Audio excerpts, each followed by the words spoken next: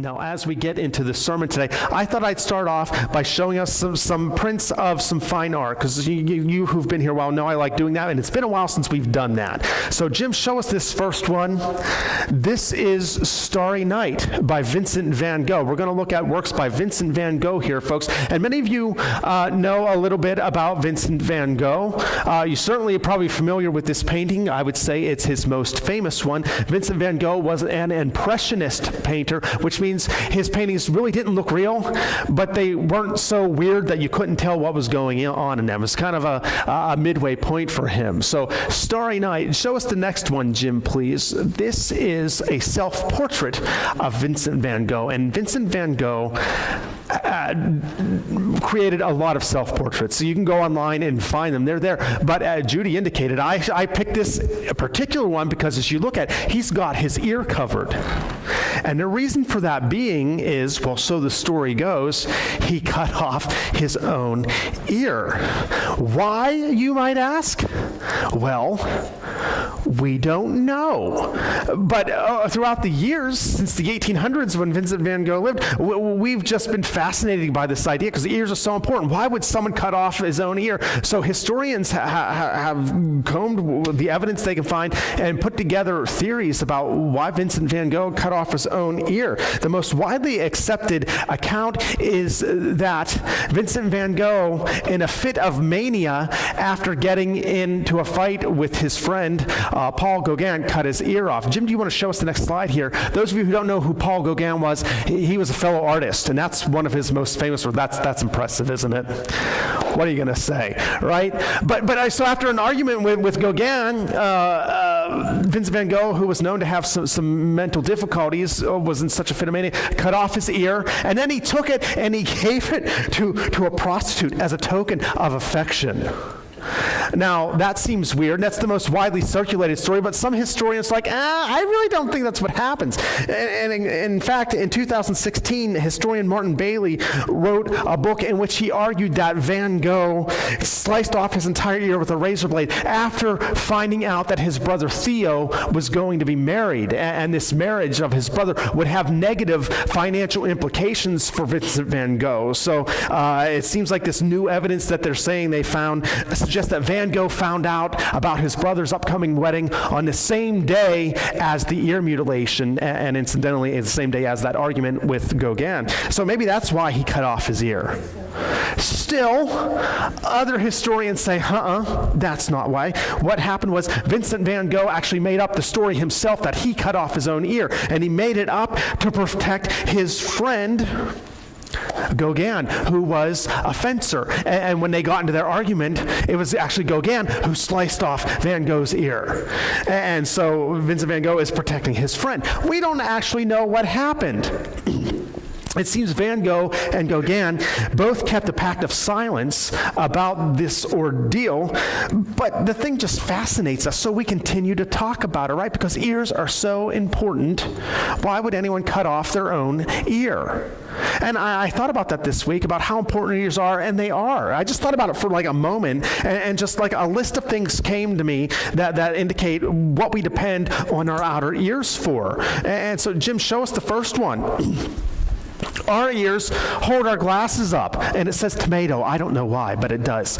But our ears hold our glasses up. Those of you with glasses, you know the seriousness. It seems silly, but you know the seriousness. Like you put your glasses on, and you don't have your ears there; they're going to fall down. So we depend on them.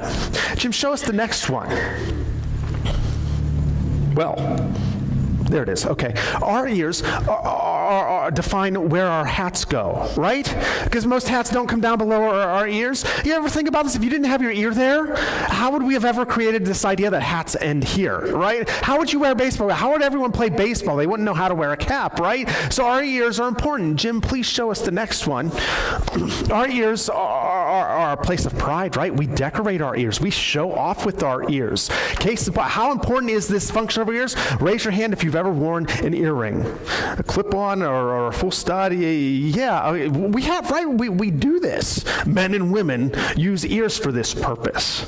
Jim, show us the last one, please. Of course, here it is. Our outer ears help us hear. Now, it's actually the inner ears, the parts of the ear that are inside our head that take the sound and convert it into a signal that can be interpreted by our brains so we know what's going on around us. But at this outer ear part, it's shaped in such a way that it diverts that sound into there. So we get it. If you don't have your outer ear, it is more difficult for you to hear because there's nothing to divert the sound into your head.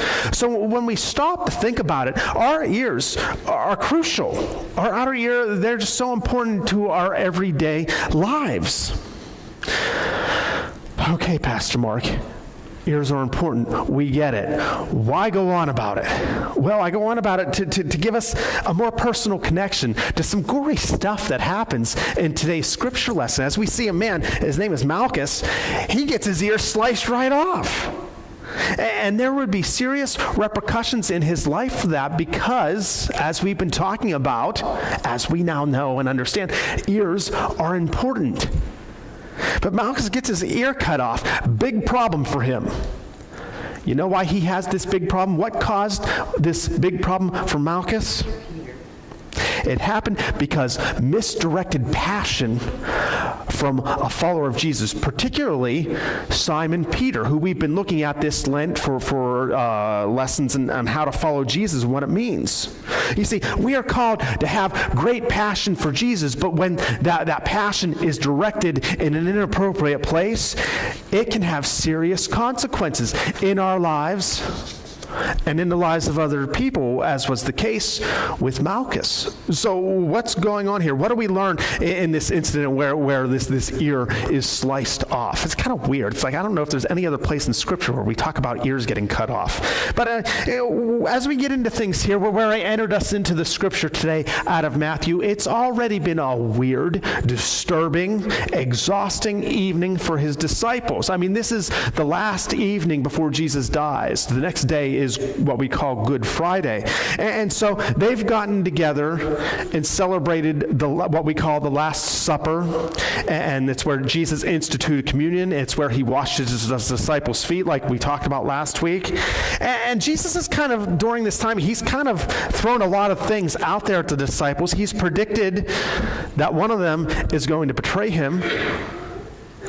He's told them he's going away. And where I'm going, he told them, you can't follow me. Where's he going?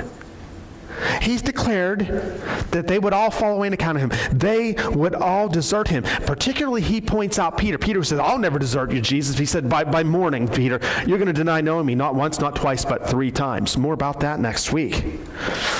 And now they've come to the Garden of Gethsemane, all this in the same night. And Jesus has been visibly disturbed and emotional, and he goes off to pray, and he leaves the disciples to pray and keep watch, and he prays so earnestly, he sweats blood. And then he comes back, and he finds the disciples. They are exhausted. And so he finds them sleeping. And so Jesus just gets done kind of sort of chastising them for falling asleep. And that's when it happens. Here comes Judas, one of them, one of the 12. But he's got with him a crowd, a mob of people sent by the chief priests and the elders of the people. And this mob, they've got clubs, they've got swords. They're expecting some trouble, they're expecting some action, and they're ready to put it down. Judas goes up to Jesus, kisses him, calls him rabbi. And this, Matthew tells us, this is a signal he had arranged with the people in the mob. He says, the guy I kiss, that's the guy you're after. You need to arrest him. And so that's what happens. The men in the mob, they come forward, they seize Jesus, they step forward to arrest him. Now, there are no Miranda rights read. It's not, you have the right to remain silent, you have the right to an attorney, one will be pardoned. No, there's none of that. But it's very clear the people in the mob are arresting Jesus. And that's when we kind of take our focus and we look now at Simon Peter, who is there at Jesus' side as he usually was. And perhaps this is the moment that Peter's been expecting. Maybe he's been waiting for this moment. Perhaps he sees this as the moment when Jesus, he's going to do it. Jesus is going to rebel. And Jesus is going to usher in his kingdom, and he's going to take the throne of Israel, and he's going to rule from Jerusalem. It all starts here. And Peter's all in it for that, right? And why shouldn't he be? Because he's got Jesus at his back, right? Peter's seen what Jesus can do. Peter's seen the miracle. He's seen the magic come from Jesus' hands. Jesus can call down lightning from heaven right here and right now, just strike down all these interlopers within this mob. And maybe that's what Peter thinks Jesus is going to do. So Peter knows Jesus has his back, and so there's no real danger for Peter here. Peter is so invested in it for Jesus that he decides he's going to be the first one to strike. He's going to throw the first blow. So he draws his sword and he strikes at Malchus. We don't know, 1, 2, 3, 4, I don't know how many, but there goes the ear. The rebellion for King Jesus is on. Now, before we go any further, let's take a moment to give some much due credit to Peter and learn something about what it means to follow Jesus from him right here. Because Peter, he's got passion, doesn't he? I mean, he's passionate for Jesus, so passionate, he's on fire, so much so that he doesn't hesitate. He's all in, and he doesn't wait for others to come join him in everything. He's all for Jesus, even if nobody else is there with him. He's there next to Jesus, and that's passion. So before we criticize Peter for his actions here, Peter, you cut off someone's ear, what were you thinking? Now, let's ask ourselves, when was the last time any of us even thought of being that passionate for Jesus? Because being passionate for Jesus, the way we see Peter being passionate for Jesus here, it means that our relationship with Jesus isn't just something we do on Sunday mornings.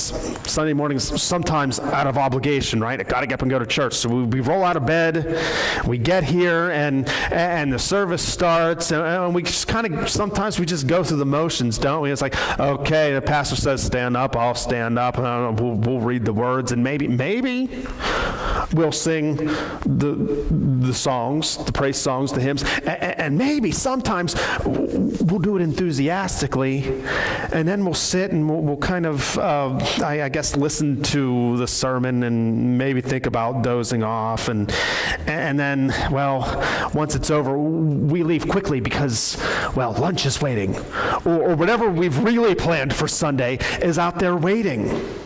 You see, passion for Jesus is more than that. The type of passion for Jesus exhibited by Peter here influences every moment. It influences every activity, every decision, every relationship in our lives. So it's no longer about, what is this about me? It's about Jesus. Everything in life is about Jesus.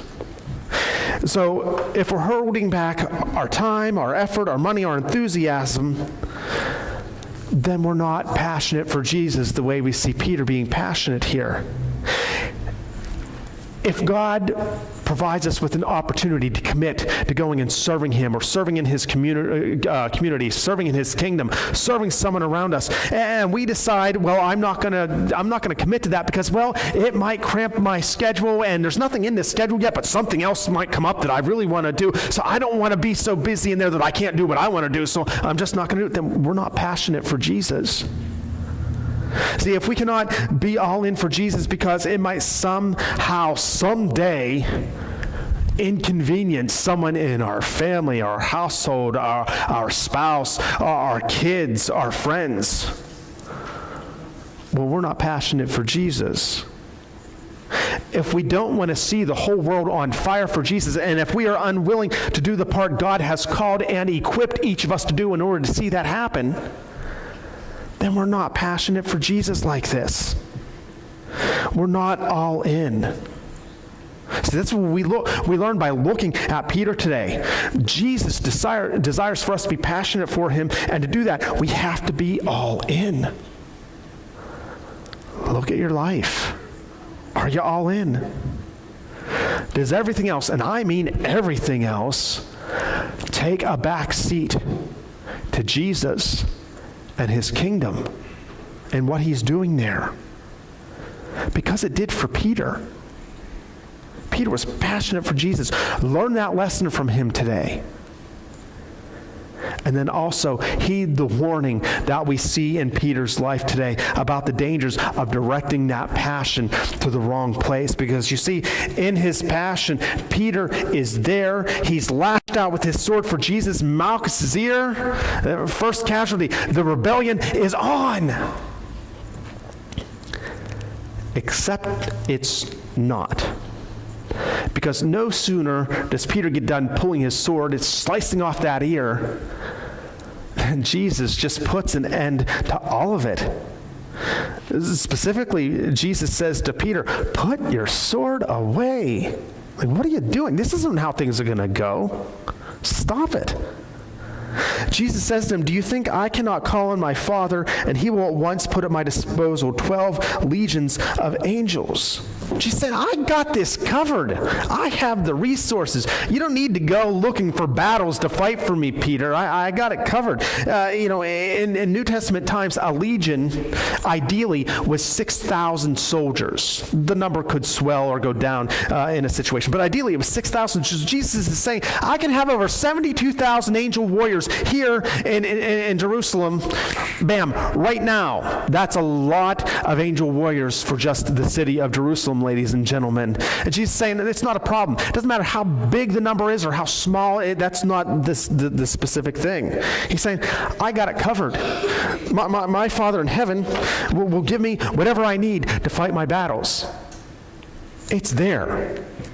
So it's like Jesus is saying, in your passion for me, Peter, you've gotten out ahead of me. You've let your passion take you out ahead of me. And your passion for Jesus, don't you be going around getting ahead of Jesus, and so thinking you need to be fighting battles you don't need to be fighting. Jesus doesn't need any of us to go out and find and fight battles for him. Now, it might be we're like the angels. He might call on us to go out into a battle for him, to represent him in our society, in our culture, or in a conversation or a situation. But we don't need to go out and look for those battles and take them on ourselves, because he's got it covered. And your zeal for Jesus, don't go looking for battles. So many followers of Jesus, we don't get this lesson at this point. We are so passionate for Jesus that we're spoiling for battle, aren't we? I mean, so many of us, we're looking for opportunities to argue or insult or to set into conflict with people who disagree with us or don't necessarily follow Jesus. I have a male cousin who yesterday had a wedding ceremony with another man. And I'm not close really to this cousin at all, so I wasn't invited to the ceremony, and I really wouldn't expect to be. He lives way up in New England. I wouldn't expect to be under any circumstances invited to that wedding. But throughout this week, I had someone else who knows the family and knew of the situation, kept messaging me on Facebook a couple times over about this ceremony, and it was like, it seemed like this person wanted me in some way or other to put out there, express what I thought about what was going on. And it seemed they wanted to drag me into this battle. And in my passion for Jesus, sure, I wanted to say, this is how I interpret the scriptures. This is what God says about such a thing. But ladies and gentlemen, I'm in no way involved in it. It's not my battle. If God desires a battle to be fought there, he has the resources to do it. And he might call me in and put me there, but he hasn't. And so I don't need to go in there fighting that battle. I don't need to take my sword out and swing it and cut off someone's ear. So I kept my thoughts to myself. See, in my passion for Christ, I need to make sure I don't get out ahead of him. By going out and just looking for battles, he doesn't want me fighting. That's the lesson, one of the lessons Jesus was teaching Simon here. It's a lesson we all need to learn. But there's more. Jesus goes on to say to Peter, shall I not drink the cup the Father has given me? He's saying, Peter, the Father has a cup for me. The Father has a plan for me. And Peter, I'm going to follow that plan. Even though you might not know the plan, you don't understand the plan, I'm doing it. You see, in his passion for Jesus and to see Jesus triumphant, Peter didn't stop to consider that his own ideas might be different from those of God. Peter didn't stop to consider that he didn't fully understand the plan of God. In his passion, Peter substituted his own ideas for God's ideas. In his passion, Peter got out ahead of Jesus. And Jesus warns him, Peter, you're in danger here. And Jesus puts an end to this little rebellion. And Luke 22 tells us that Jesus does it definitively by reaching out and healing Malchus's ear. He doesn't have to go through the rest of life like Vincent van Gogh did without an ear. Jesus heals it. The man who came to arrest him, Jesus heals him. You know what that is? That's reconciliation, and that's love, and that's grace. It's like Jesus saying, this is where I am, Peter. Don't get out ahead of me, but follow me here. See, in our passion for Christ, we can sometimes make the same mistakes that Peter made here. Sometimes we have our own ideas about how things should be or how things should go or how things should play out. And so in our passion for Jesus, well, we follow our own ideas, don't we? And often that puts us ahead of Jesus or on a different path than the one that's in his plan. And when we are, that's when we get in trouble. And maybe, like Malchus, other people start getting hurt. This happened to Peter at Jesus' arrest. Peter nearly starts a rebellion, nearly starts an insurgency against the Jewish leadership, which ultimately would have led to armed conflict with Rome, because from a worldly perspective, Rome, they're actually the ones who were in charge and control of everything here. And if Rome sees any sort of uprising or insurgency, they're going to step in and they're going to take care of it. War with Rome, that's what this is all leading to. Jesus didn't want any of that. Credit Peter for his passion.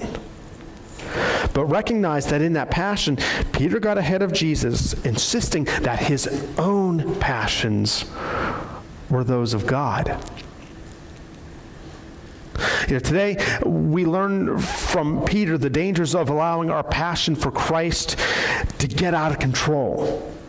Make no mistake, Jesus calls us to a deep, great, overflowing passion for him.